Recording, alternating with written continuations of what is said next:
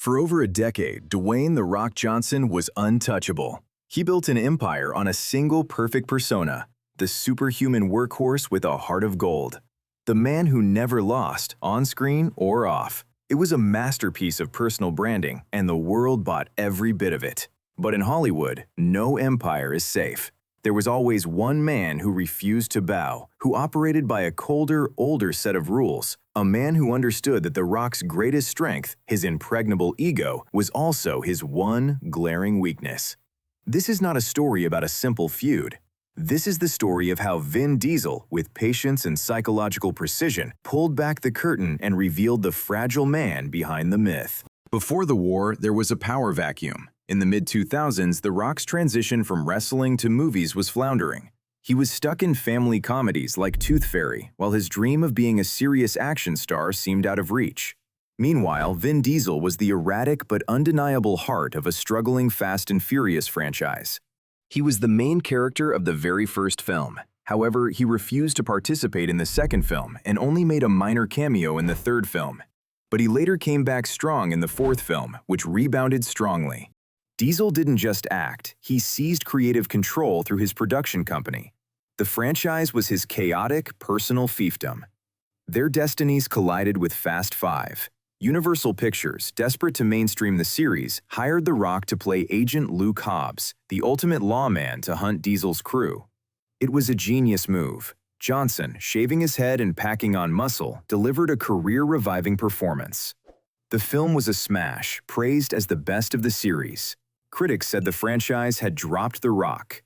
But this created the fatal dynamic. Two alpha males, one who built the kingdom, Diesel, and one who was hailed as its savior, Johnson. The stage was set not for collaboration, but for a brutal test of ownership.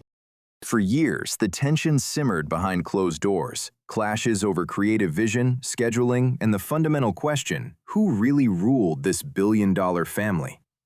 The Rock's Hollywood takeover was a huge success, and it kind of made the Fast and Furious franchise seem like it was a second priority to him.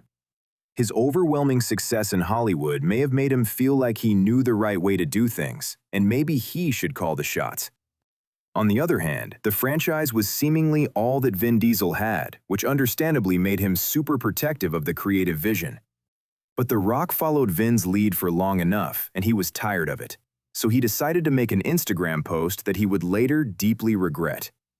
On August 8, 2016, Johnson posted a lengthy, now-deleted Instagram post in which he praised his female co-stars as well as the fate of the Furious crew, but called out some of his male co-stars without referring to anyone by name. "There's no other franchise that gets my blood boiling more than this one," Johnson wrote. "My female co-stars are always amazing, and I love them. My male co-stars, however, are a different story. Some conduct themselves as stand-up men and true professionals, while others don't. The ones that don't are too chicken to do anything about it anyway, candy asses. When you watch this movie next April and it seems like I'm not acting in some of the scenes and my blood is legit boiling, you're right." An actor basically denouncing a film that they are supposed to be promoting is extremely rare. This was extremely uncharacteristic for The Rock. This wasn't a leak, it was a self-inflicted wound. The man whose brand was positive energy and family first had publicly revealed himself to be boiling with petty, unprofessional anger. He broke the first rule of Hollywood ego: never let them see you sweat. The media instantly identified Vin Diesel as the target. A flood of contradictory leaks hit the press, some saying Diesel was a diva who held up production, others claiming Johnson was chronically late. The truth was irrelevant. The damage was done. The Rock had transformed a private power struggle into a public spectacle, and in doing so, exposed his own need for dominance as a fragile, volatile thing. He gave the world the first crack in the armor. Vin Diesel's response was a masterclass in passive-aggressive warfare. He didn't shout back. He didn't post a counter-rant. He waited. For 8 months, he let The Rock own the narrative of the angry, difficult star. Then, with the film about to premiere, he spoke to USA Today. His tone wasn't confrontational. It was condescendingly affectionate. "In my house, he's Uncle Dwayne," Diesel said.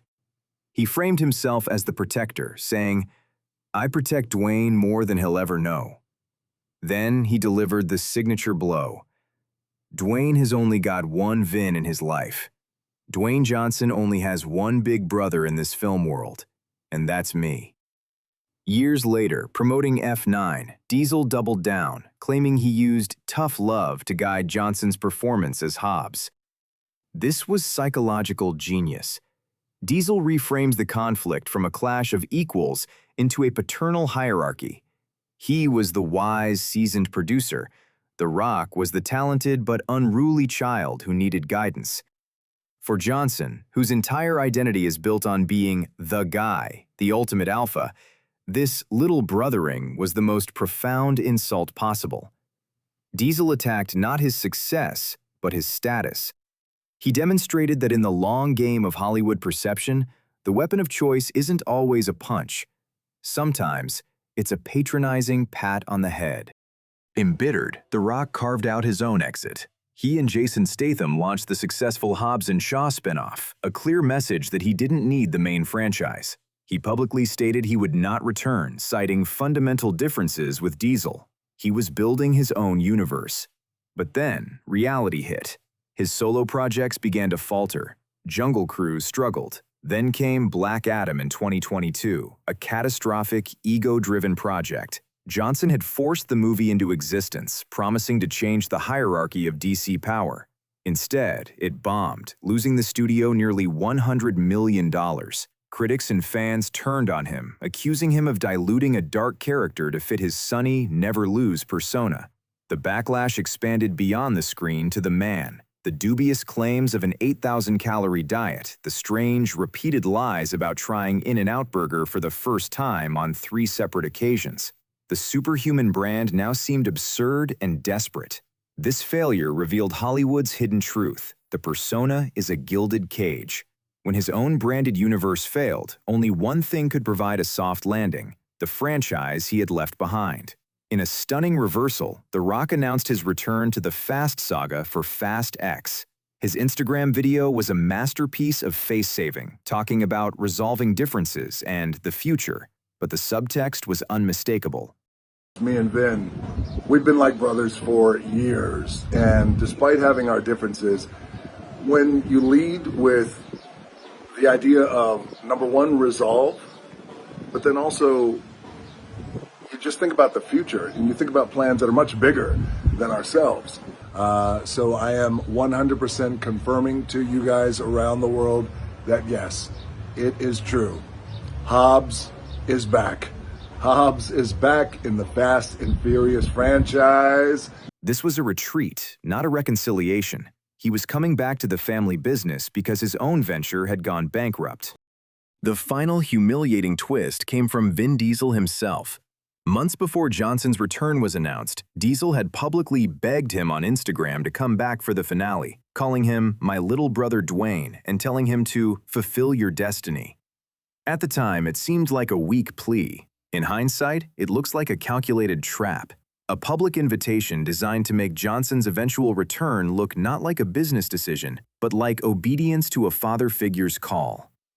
So, who won? The scoreboard is clear. Vin Diesel retained control of his kingdom. The Rock, the global megastar, was forced to crawl back to it after his own empire cracked. But the real victory was in the exposure. This feud revealed the fatal flaw in modern celebrity. You can build a persona so powerful it becomes your greatest liability. The Rock's moment of fragile ego, that Instagram post, was the lever. Vin Diesel, the old-school operator, simply knew where to place it. He proved that the most dangerous man in Hollywood isn't the strongest one in the gym, but the calmest one in the room, who knows that the surest way to break a giant is to remind everyone, including the giant himself, that he can be made to look small. The Rock didn't lose a fight. He was outmaneuvered in a war he never fully understood, and in the process, the world saw that even the mightiest ego has a glass jaw.